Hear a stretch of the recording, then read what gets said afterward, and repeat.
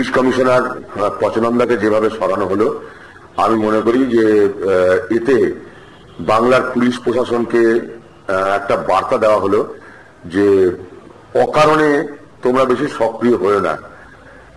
সক্রিয় হতে গেলে এবং তোমাদের সক্রিয়তার জন্য যদি সরকারের মুখ পড়ে তাহলে কিন্তু তোমাদের শাস্তি পেতে হবে।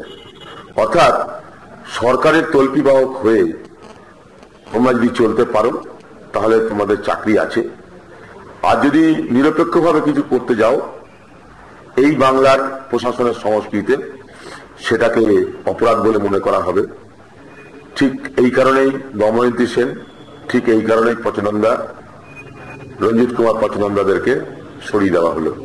এইভাবে যারা অ্যাক্টিভ পুলিশ অফিসার তাদেরকে যদি শাস্তি দেওয়া হয় এতে কিন্তু গোটা পুলিশ প্রশাসনের মনোবলের উপরে একটা কুপ্রভাব পড়তে পারে বলে আমি মনে করি।